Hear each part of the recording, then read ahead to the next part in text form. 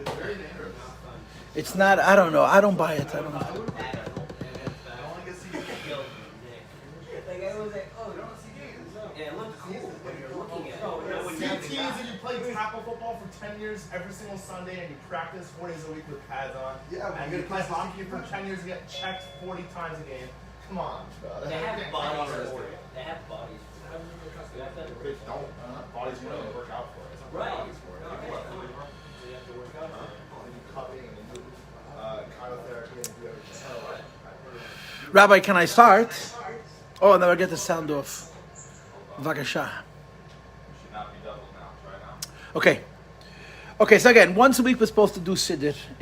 I thought it was Thursday, it's Sunday, I wasn't prepared doing it today. Last year, we started Maidani, and we had a pretty good year. We did from Maidani until Elakenu before Vayihi Yachad. So I'm continuing. Today we're going to do the Akedah. And the way I like to do it is, I don't like to drag this out. I have another place where I give Siddur classes where I can give a class on one paragraph for 4 months. But over here we try to move through it as quickly as possible. So if it was a normal sized paragraph, we do it in a week. The Akedah Yitzchak is long. So we're just dedicating 2 weeks. This week and next week, and that's it. And then we're going to move on to the next paragraph. And that's how we're going to journey through the Siddur with Hashem's help. And hopefully offer some insight into the secrets of the mystery of the Siddur. Okay? I want to start with a story, which I already told you last year, but I want to tell it to you again, because it's a story that is personal to me. My father, the Lang Gesund und Stark, was born in Moscow. He was the youngest of 3 children. He did not have a mother. He doesn't even remember his mother. His father, my grandfather, who I remember, was a single parent, working for the central bank in Moscow, raising 3 kids alone in the center of Moscow, frum. And all 3 of them are all alive, Baruch Hashem, and they're all frum with Chassidish mishpachas. The degree of miracle, the degree of Mesiras Nefesh is really, it's hard to understand how this person did it. My Zayda came from a Lubavitcher mishpacha, but he actually learned in Lubavitch. He did not learn in Lubavitch because he was growing up during World War I. He couldn't get to Lubavitch. His Lubavitch influence was he had an older brother who was a Tomim. But my Zayda, my grandfather, learned in Navardak. That was his background. But he was very principled, very, very, very principled. And he raised Pasha 3 frum kids under the worst of conditions. So one of the stories is that my father told us to me, his father, there was a period of time, long story, that they took their room, they had one room. They put a curtain in the middle. One half a room was my grandfather and his 3 children, and the other half room was a communist. They mamish shared a cheder. And my grandfather used to wake up in the middle of the night, mamish mitten nacht. He would wake up my father, who was a little boy, to show him Aleph Beis, to show him Oisius of Aleph Beis. My father left Rush when he was 8. He really didn't learn Torah. My uncle, the Lang Gesund, was probably 5 years older than my father, 4 years for sure. He was brilliant. He's a genius. He learned in Cheder in Tashkent. My father really didn't, learned very little. But my father's a gewaldige Yerushalayim Tivis. He's naturally frum. He's naturally Yiddish. And he asked his father to teach him Chumash. Chumash. Teach him Chumash. Yerushalayim Tivis. It's some children by nature are erlich. They're not proven to me. They have a sincerity. So, I think it's called Yerushalayim Tivis. If it's called Yerushalayim Tivis, it means it's a teva of Yerushalayim. As he's darf man sagen. In other words, we all wish we had that Yerushalayim Tivis. Make life a lot easier. Anyway, my grandfather kept on saying, when we leave. They left Russia with everybody else in 1946, whenever it was, the Eshalonen, they left Russia in 46, 47. And they traveled across the border on a train. My Zayda had a Siddur Kabbe Mincha, had one Siddur Kabbe Mincha with him.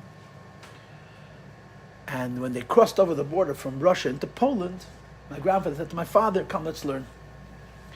And they opened up the Siddur, and he started teaching him Vahiyacha. So they're learning Chumash from a Siddur.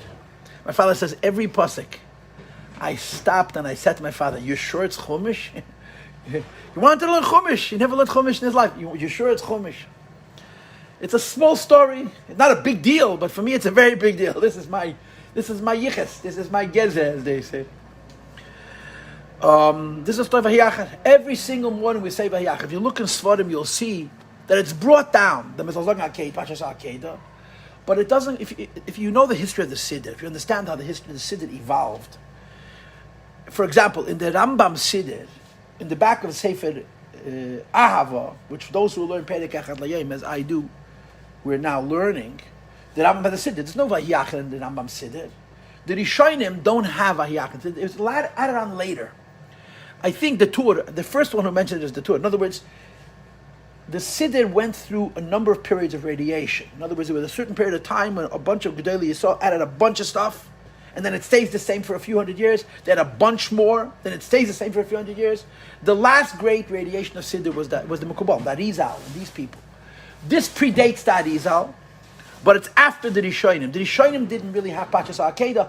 Even if they wrote in Sforim, Minag Leim Pashas Akeda, the first time you see Akeda in Siddur is probably 500 years ago. Every morning to say Pashas Akeda. Now, the first thing I want to learn, I'm going to read it with you. I know this is Cheder, but I'm going to read the story of the Akeda. I hope I know the translation of all the words.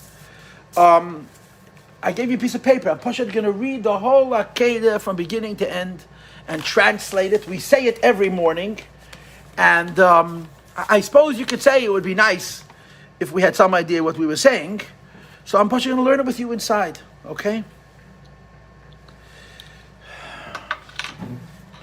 Vayehi, and it was, and of course you know the Chazal say Vayehi is Lashon Tza'ar, Vahoya is Lashon Simcha, Vayehi is Lashon Tza'ar, Achar Advarim Eila, after the words that were spoken before. It actually says the difference in the word Achar and Acharei.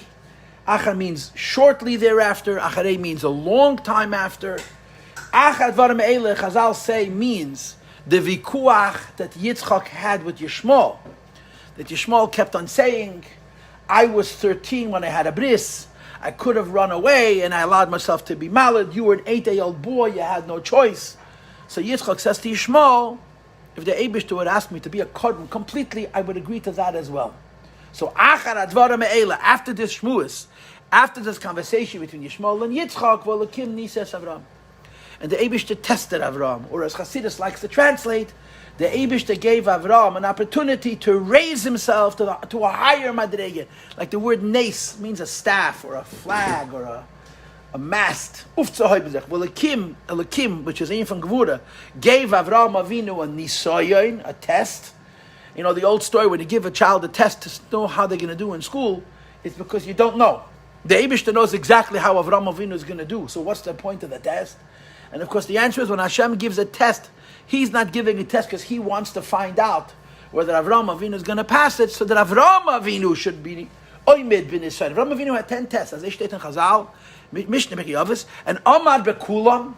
Right? David HaMelech had 1 test. David HaMelech saw that the Eibishter likes Avram Avinu because he gave him tests. So it says in Tilim that David HaMelech davened, B'chaneini no v'naseini, please test me, and he failed. Avraham Avinu had 10 tests, 10 times the Eibishter put him into what's impossible, an impossible situation. Bathsheba. And he failed. He asked for it. He wanted to have the Maila being Omed ben Nisayin. And Avraham Avinu had 10 tests, right? So Yitzchak says, I'm prepared to be a korban kolel for the Eibishter. And the Eibishter gives Avraham Avinu for another Aliyah. Nisayin Lashon Aliyah.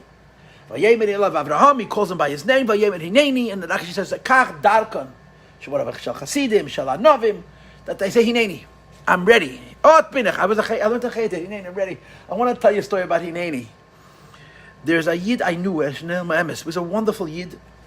I'm a Siddur Nefesh person, that's the truth. His name was Rabbi Nachman Bernard. He was the rabbi of the Oxford Synagogue in Johannesburg, South Africa. He moved to Johannesburg in 1963 by the behest of the Rebbe. He was a yeshiva university, he was Talmud of the Rav, he was Talmud of Rabbi Yashaber. And he had been a Rav in Wichita, Kansas. He moved to New York for chinuch, verstehst?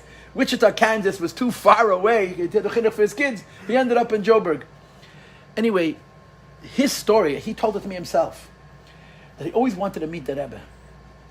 And every summer he had a station wagon. I mean, you guys don't even know what station wagons are anymore. So before minivans, there were station wagons. He would load up his family, and they would drive to New York from Kansas. And he would always call up the Maskidas and ask for a Yechidus with the Rebbe, and he was always declined. He thought the Rebbe has a grudge against him. He never met the Rebbe, but he couldn't understand. Every year he calls. He knew the Rebbe had an interest in meeting Rabbonim, people who were involved in Askonos, and the Rebbe would meet him. What he didn't know is that he always took his vacation in Elul, and in Elul was no Yechidus. Rabbi Weinberg, Yossel Weinberg, used to visit Kansas, and he was mechabed him. Rabbi Bernard, he told me, his shita is that when Mishalachim come, he doesn't protect the people from the Mishalachim. He wants the people to see El Chayidin. He didn't say, I'll give you money and leave my balabatim alone. He wanted the Mishalachim. Mishalachim are B'klal, El Chayidin. The people in Johannesburg who are much more modern should be exposed. He says the vision set up from Bnei Brak used to come to Johannesburg, and he would make a tish. He didn't just raise, he made sure that they should be involved. Anyway, Rabbi Weinberg got wind that he left Wichita. Rabbi Weinberg used to travel to South Africa. Rabbi Weinberg knew that the Oxford Synagogue is the largest shul then, maybe today also, but then it was the largest shul. It was a vacancy. And he comes to Bernard, he said, you have to take that job. So he says to Rabbi Bernard, he said to Rabbi Weinberg, I left Wichita, Kansas, which is how many miles from New York? For chinuch, I'm going to move to Johannesburg. So Rabbi Weinberg says, what if I can get you an appointment with the Rebbe? So he says, the Rebbe doesn't like me. He says, why would you think the Rebbe doesn't like you? He says, every year I call and they refuse me. So Rabbi Weinberg explains to him, Chodesh Elul, there's no Yechidus. He always made his vacation in Elul. That means the end of August, the beginning of September. He says, if I get you a Yechidus, will you come? He says, of course. So his Yechid, I heard from his son, from Rabbi, what's his name? Rabbi Kivi, that his Yechidus was Chalamoid Sukkis. So he told me, Rabbi Bernard told me, he came here to Crown Heights. And how did he look? He was a modern Orthodox rabbi. He didn't have a gartel. He didn't have a beard. He didn't even wear a hat. He had a kippah through guy. He was a rabbi. He was a Kent Lenin. He was a Talmud Chacham. He was a Ben Teda. But he was a typical model of a modern Orthodox Rav then. Today's modern Orthodox Rabbanim are not so modern. In other words, Bechitzanias, he didn't look like a rabbi. But he was a Rav. And Kent Lenin, he was a smart man. He was a manig of a Eidah. He really was a leader. He's like, come to 770, I sit down on a bench. And Rabbi Weinberg is running around. I mean, the whole area upstairs, I mean, it's small. There's not a lot of room. Between the Gan Eden HaTachten and the room where the Rebbe gave dolls, Rabbi Weinberg is running around like a caged animal. And he doesn't understand why Rabbi Weinberg is nervous. I'm going into the Rebbe, and he's a nervous wreck. He says, I'm sitting there, I'm waiting my turn. And Rabbi Weinberg is running around, running. So finally, Rabbi Weinberg stops in front of me, just what he told me. And the truth is, I should go listen to the tape. I actually recorded this conversation, and I may be telling it wrong, but the Nekuda is true. Rabbi Weinberg stands in front of him. But this is a Talmud of Rabbi Yashaber, of the Rav. In other words, he knew what meant greatness. Or he had seen greatness. And he said, Weinberg tells him, Du weißt was meint at the gehst da rein zum Rebbe? You know what it means, you're going into the Rebbe? He says, no, I have no clue. I think he told him, you're going to be Makabal the Torah from Sinai. So Rabbi Bernard said, Hineni. That was his response. So I said to him, why? Why would you say Hineni? You're not a Lubavitcher. You have no relationship with the Rebbe. He says, I have no idea why.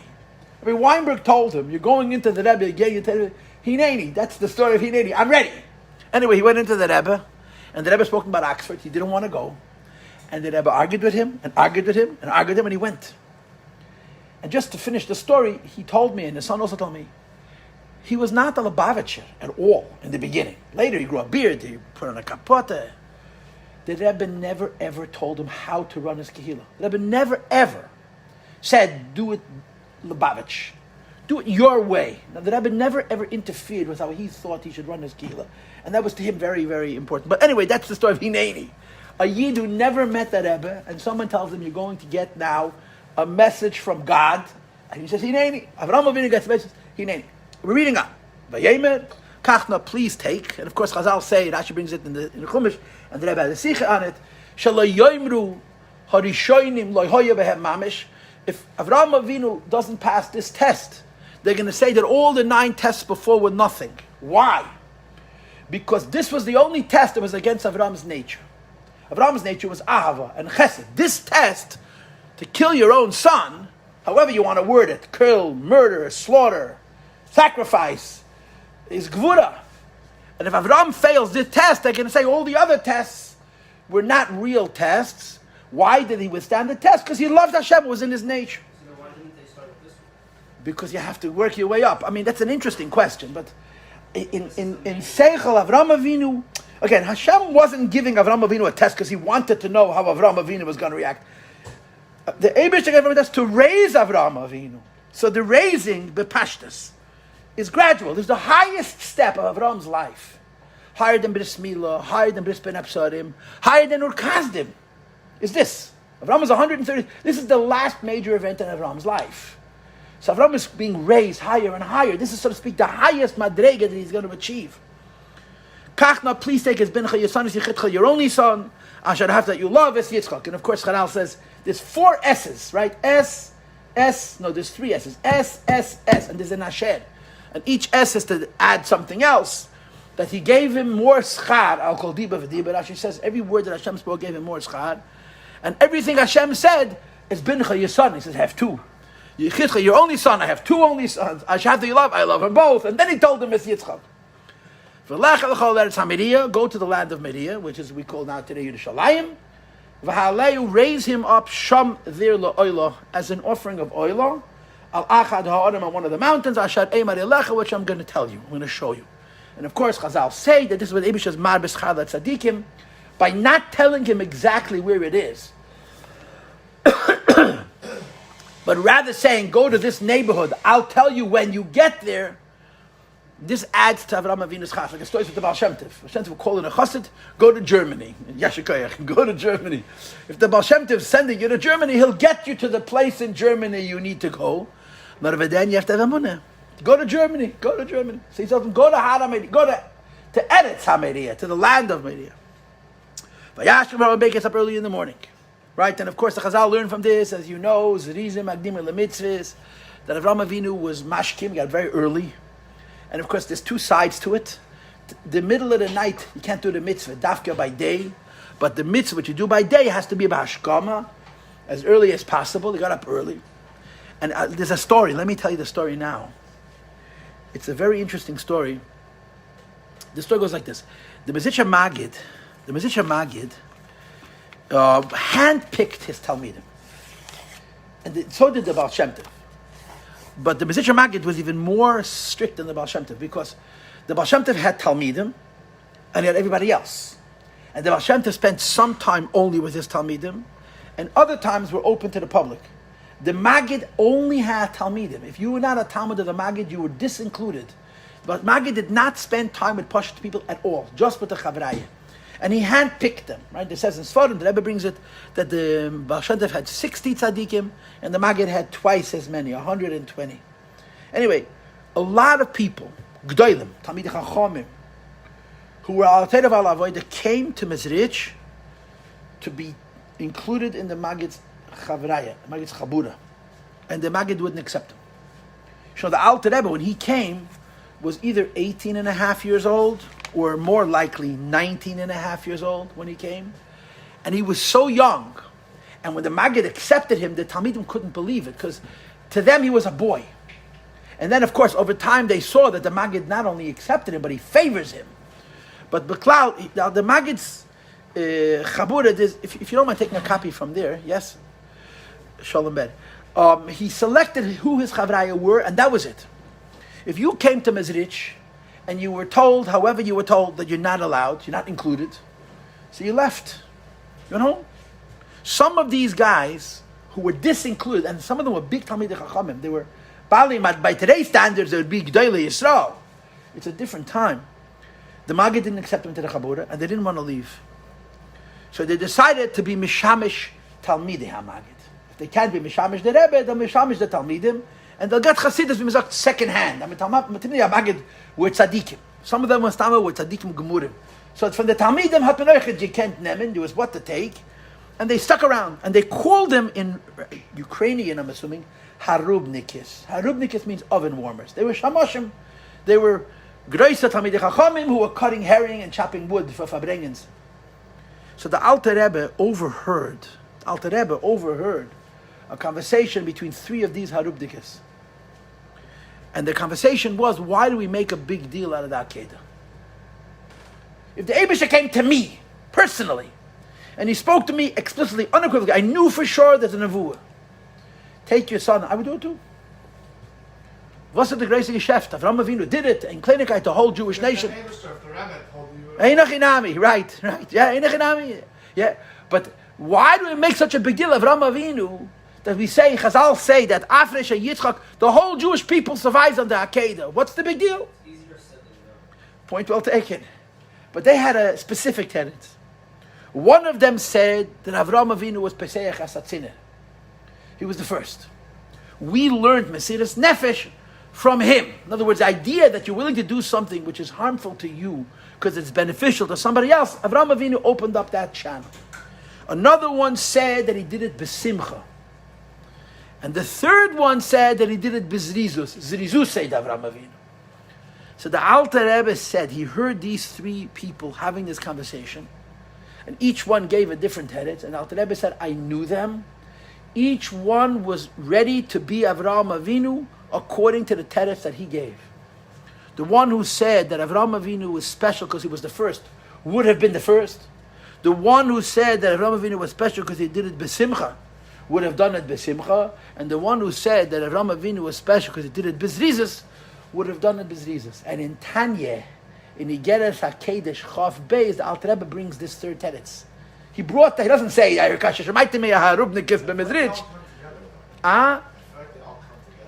but each one focused on a different prat. The Alter Rebbe brings in Tanya, Zrizu said Avraham Avinu, Vayashkem Avraham Babek. They got up early in the morning. Of course they come together. They're inseparable. But each one focused, I suppose, on the way he saw it in himself. I suppose that's how you would put it into words. The Vayashkem got up early. And by the way, it says in Sforim that by the time Avraham Avinu left the house, it was Chatzos. I heard the Rebbe once say about Vayashkem Avraham Babek, gefedet und fahr Chatzeis hayem und das nicht reis. He rushed and rushed before midday. It didn't happen. It was a Chassidish Yid of Avraham Avinu. He had to say Krishma, he had to have a cup of coffee, he had to get in a mikveh, let me see this, yeah. Vayachvesh es chameda, he harnesses the donkey himself, and of course Rashi says, Ava mekalkeles ashura. Avraham Avinu was a rich man, and he had many servants. He didn't need to harness a donkey himself, but because he was doing a mitzvah, he harnessed a donkey himself. They took along two lads. By the way, these lads, one of them, Yishmael was a Anerech 45. He's called a lad, yeah? Eliezer was over 100. The two lads were not little. They were grown men. And he took them along, and Rashi says that Mishamshim es Avraham, a gadol should not leave without two people accompanying him for shidden reasons.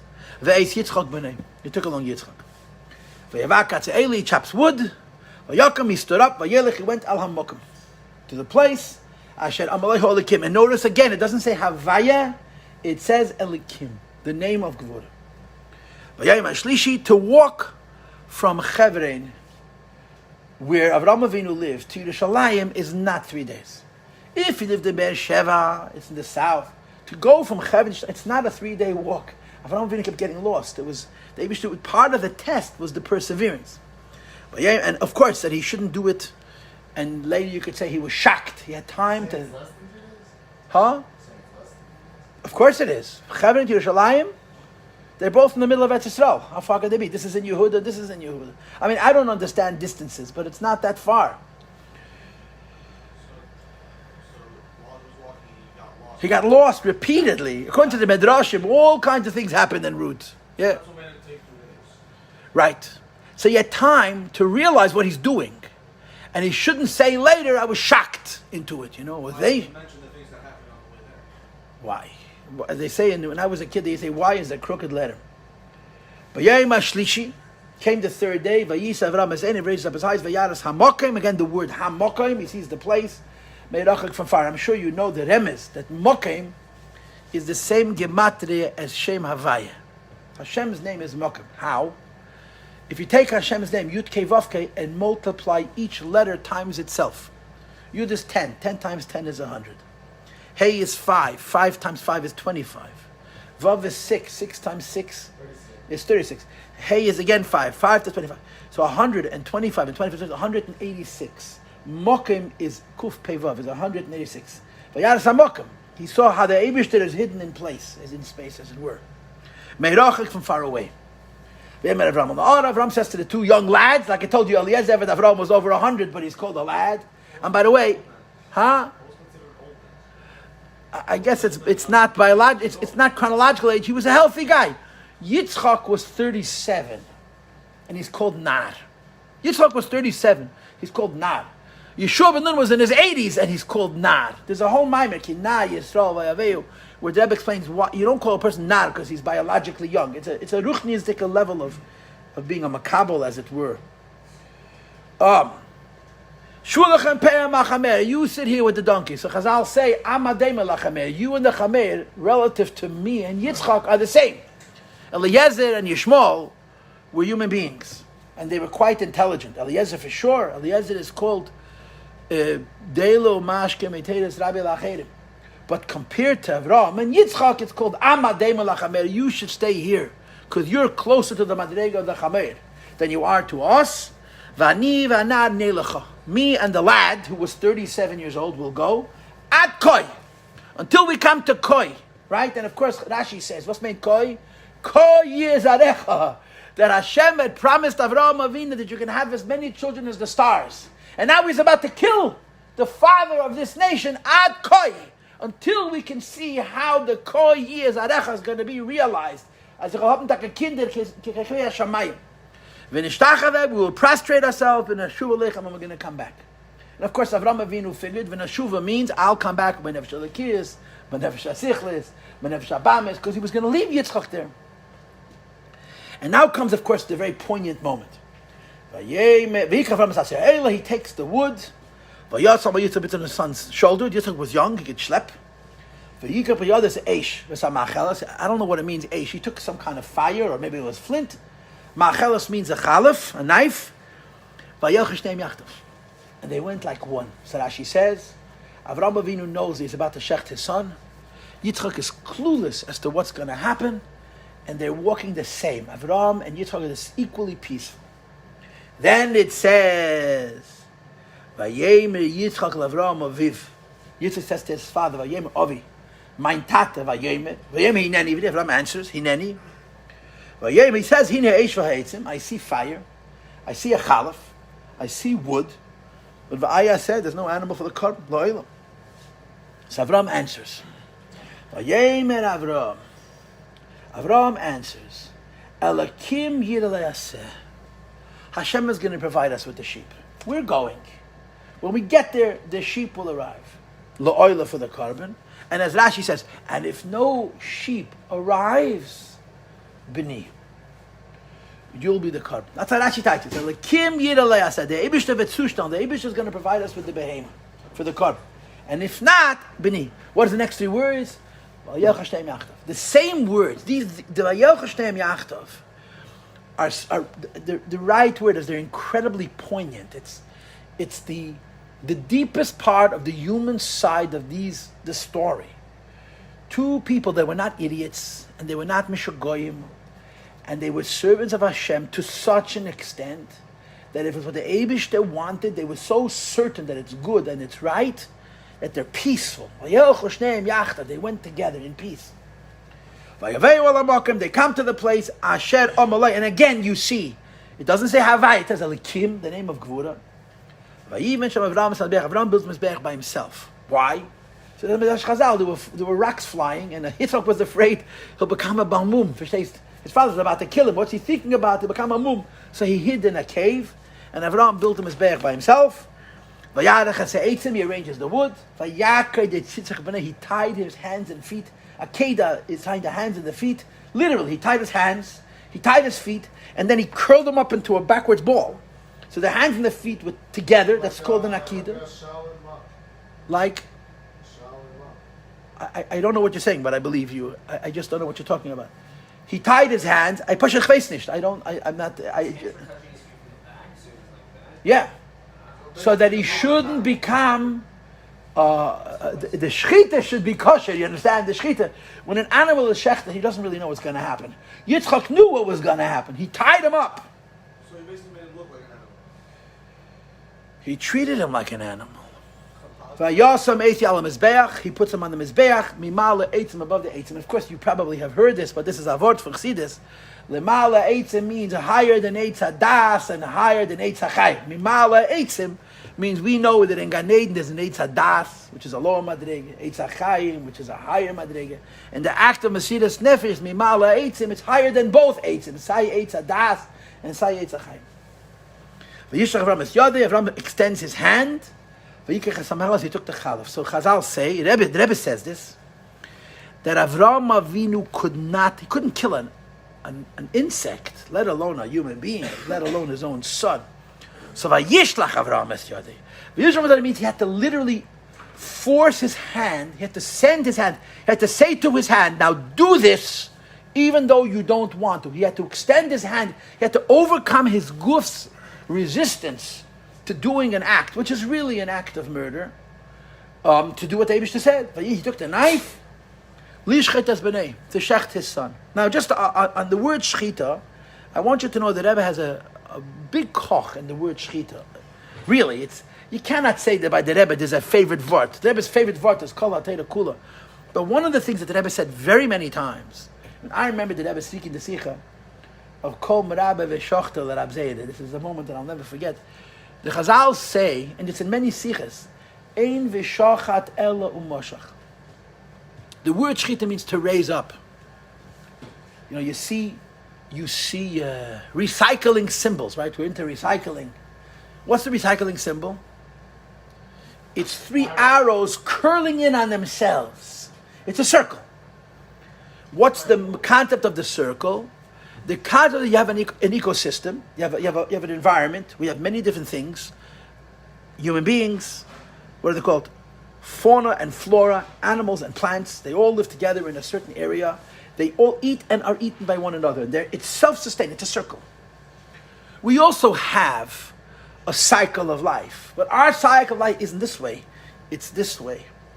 Daimim feeds tzemeach, tzemeach feeds chai, chai feeds medaber, and medaber is being raised up to higher than medaber. And the meaning of the word shchita, or the heter for shchita, is to raise up an animal from the madrega of chai to madrega of medaber. I have a dvar teira, which I have no source for.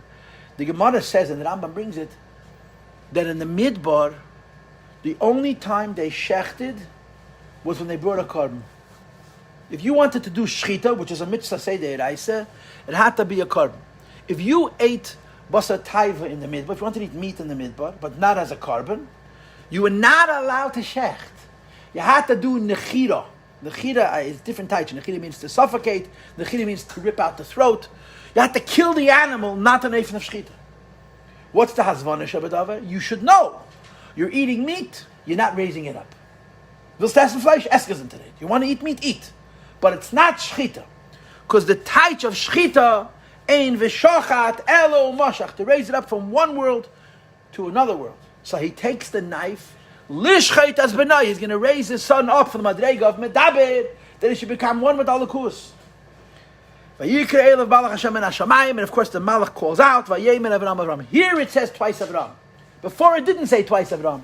He says twice Avram Avinu, Vayemen. By the way, today's Tanya is Avram Avinu. You talk about Ashkocha Pratis, yeah?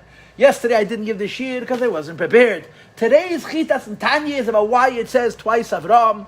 The Hasbara is that there's an Avram in Atzilus, and there's Avram in the lower worlds, and the Vanechi off of Eife. You can't compare Avram and Atzilus as on a much, much higher madrege than the Avram in the lower worlds. It's so interesting when the Eibishter shows you in your life, Hashgocha. I didn't give yesterday the shir, I'm giving today's shir.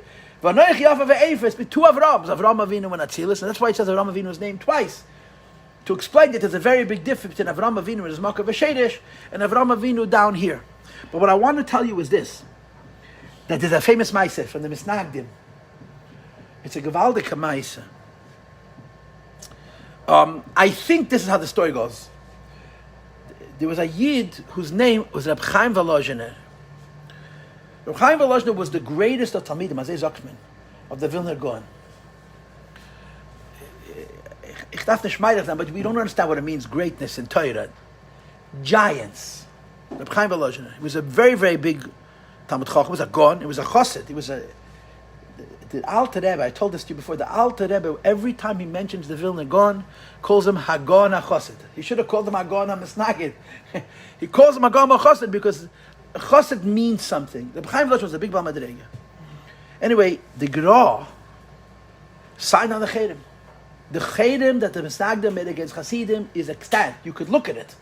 I have a sefer at home called Hasidim and Misnagdim. The first page of the sefer is a facsimile, is a picture. You can see the ink, the color of the Cherem, Rachmana Litzlan, that the Misnagdim, it's extant, Mekenes Zen. You can see it with your physical eyes. The first name is Eliyahu ben whatever his father's name. The Gra signed first. And the story is told that when the Cherem, that Chassidim are Pakursim, they're not Jews. Gefährlich Hazah. There were several of them. This was the Cherem Istama from the Tafkuf Mems. Anyway, the Gra sat in his cheder, the Vilna Gaon sat in his room, and the Rabbanim made a line, and they one by one, and they signed. The Rabbanim of Vilna and the Rabbanim of Shklov. And Reb Chaim Volozhiner didn't sign. So they said to Reb Chaim, your Rebbe is advocating this. Your Rebbe signed first. How you talking, you're not going to sign? And they told him, your Rebbe is kemalach alakim tzvois. Your Rebbe is like a malach. So Chaim Volozhiner said that when Hashem told Avraham Avinu to take Yitzchak to the Akedah, he told him himself. When he told Avraham not to shecht Yitzchak, to take him off the Mizbeach, he sent a malach, and he touched. To save a Jew is enough a malach. To shecht a Yid, you have to hear from the Meibishn Alein. And my Rebbe is Taka Kamalach Alakim Tzvois, but the Rebbe that he is not, and he didn't sign. And the Soloveitchiks, the only Gez of Misnagdim, the only Litvish family that has a Messiah of Torah are the Brisker. And they called themselves Mishpachas HaTohirim. They were proud that their Zayde wouldn't sign on the Cherem. And the mocker of it is this pasuk, that when Hashem tells them to go to the Akedah, he tells them himself. When he tells them to take off the Mizbeach, he sends a malach. Malach Hashem. And by the way, all of a sudden it does not say Malach Elikim. Notice, right? Havaya, a malach of Havaya of Rachamim. Min Hashmayim ve'emin Avraham. He says twice, Avraham, ve'yemin hineni. He says, I'm ready to listen. By the way, I want you to know, this says in Zayas, but see this, that there's a bunch of names that are said twice. Avraham Avinu is twice, Yaakov Yankiv twice, Moshe twice, Noach is twice, Havaya is twice. Without going into the whole arichas, often between the two names there's a psik. If you know Trop, there's a Mercha and a Tipcha. And for those of you who know how to learn, you could read Mercha Tipcha and you could read Tipcha Mercha. What's the difference? A Tipcha is a Tam Mafsik, and a Mercha is a Tam Machaber. When you say Mercha Tipcha, it's Mercha Tipcha. But if it's Tipcha, Mercha Esnachta, a Tipcha is a Psik. So by Avraham, it's Tipcha Mercha. Avraham, you stop. And the same is true Yaakov Yankiv. Right. But by Moshe, it's Moshe, Tam Machaber. And so it says in Zohar, the reason is because Moshe's madrege was that the same Moshe Rabbeinu that was in Atzilus was Moshe Rabbeinu down here. But Avraham is not the same Avraham Avinu as he was there. Like I said, you'll learn Tanya, today's Chitas. You'll see how the Rebbe explains that Avraham Lamata compared to Avraham and Atzilus is like dust compared to a piece of wood. Vayemer, and the Malach says, Al tishlach yadcha lana, do not extend your hand to the lad who's 37 years old. Avram wanted to make at least a little cut. To be a zeicher. Don't touch him. Ki ata yadaiti, because now I know that not only you have Avas Hashem, you also have Yiras Hashem. And the proof is, v'leichasachta es bincha es yechidecha mimeni. Du hast nicht vermitten, you did not even hold back your only son from me. And there's a Maimon Lekutei Torah in Torah Eir. Maimon Torah Eir, which brings a story of Rabbi Elazar ben Kisma, and I forget who the other Tana is, where they were talking, and one Tana says to the other Tana, Ma ani lechai ha'elam haba. Will I have elam haba or not have elam haba? So the other one says to him, Klum ma'isa b'liyotcha. Tell me about your life. Tell me something about your life. So he tells him a story. He had in one pocket he had money that was his own personal money. In the other pocket he had money which was moist pudim. He was going to use it for the mitzvahs of pudim. And the money has got mixed together. And he gave the whole money for tzedakah, for moist pudim, for a mitzvah. Not tzedakah, for a mitzvah. So he answered him, yeah, you have a chilik in elam haba. Alter Rebbe brings this story. And he says, what's the pshat? A yid learns Teda kol yomei chayev. He's a Tana. And he asks the chilik in elam haba. Of course the answer is yes. So he asks him, tell me a story, I might some geld, big deal. So the Alter Rebbe says, a moidendik word. He says, a person who was diligent, who's a masmid by nature, is called a morash chayv, an introvert. He's earnest, he's very calculated, and he's also very cheap. People who are generous are usually very open, and they have shpilkis. In other words, if you are a bookworm, you're not going to give a lot of stuff, by nature, unless you break your nature. If you're a person who's very generous, you're a happy, free, open person, but you can't sit still. So he asks him, do you have a chelik in elam haba? So what does he answer him? I don't know. Is your Teda based on your nature? If your Teda is based on your nature, then you don't have elam haba. Or is your Teda against your nature? Just tell me a story. So he tells him a story with guilt. I had a question about money and I gave it all away. So he answers him Azoy. One part of your life is against your nature. Either your learning is, either your nature is that you're a happy and a free and a capricious generous person, but I gave away money that was yours. So your learning is against your nature.